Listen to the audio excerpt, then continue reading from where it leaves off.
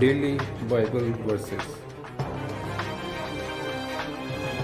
मत्ती 20 बाब 17 से 34 आयत। और यरूशलेम जाते हुए यीशु 12 शागिर्दों को अलग ले गया और राह में उनसे कहा, देखो हम यरूशलेम को जाते हैं और इब्ने आदम सरदार कहनों और फकीरों के हवाला किया जाएगा और वो उसके कत्ल का हुक्म देंगे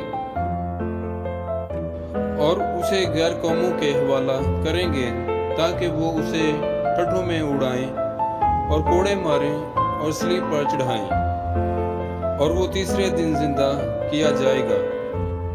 उस वक़्त जब्दी के बेटों की माँ ने अपने बेटों के साथ उसके सामने आकर सजदा किया और उससे कुछ अर्ज करने लगी।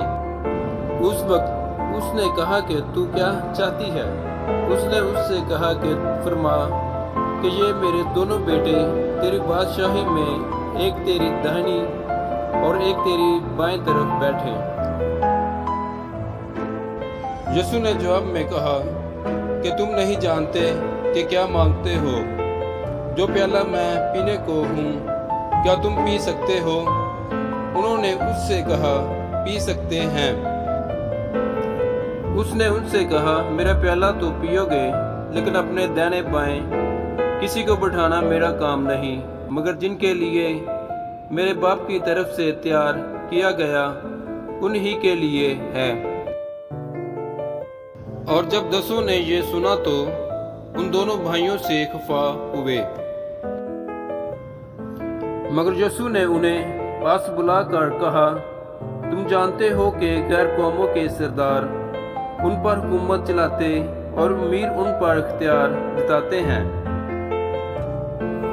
तुम में ऐसा ना होगा, बल्कि जो तुम में बड़ा होना चाहे वो तुम्हारा खादम बने, और जो तुम में अव्वल होना चाहे वो तुम्हारा गुलाम बने।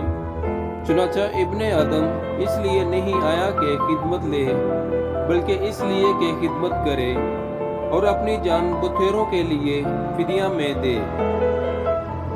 और जब वो यरूशलेम से निकल रहे थे, एक बड़ी भीड़ उसके पीछे हो ली। और देखो, 2 अंधों ने जो राह के किनारे बैठे थे, ये सुनकर के यीशु जा रहा है, चिल्लाकर कहा, ऐ खुदावंद इब्ने दाऊद, हम पर रहम कर। लोगों ने उन्हें डांटा कि चुप रहें, लेकिन वो और भी चिल्लाकर कहने लगे, ऐ खुदावंद इब्ने दाऊद, हम पर रहम कर। यीशु ने खड़े होकर उन्हें बुलाया और कहा, तुम क्या चाहते हो कि मैं तुम्हारे लिए करूं? उन्होंने उससे कहा, ऐ खुदावंद, ये कि हमारी आंखें खुल जाएं। यीशु को तरस आया और उसने उनकी आंखों को छुआ और वो फौरन बीना हो गए और उसके पीछे हो लिए। आमीन। Thank you for watching.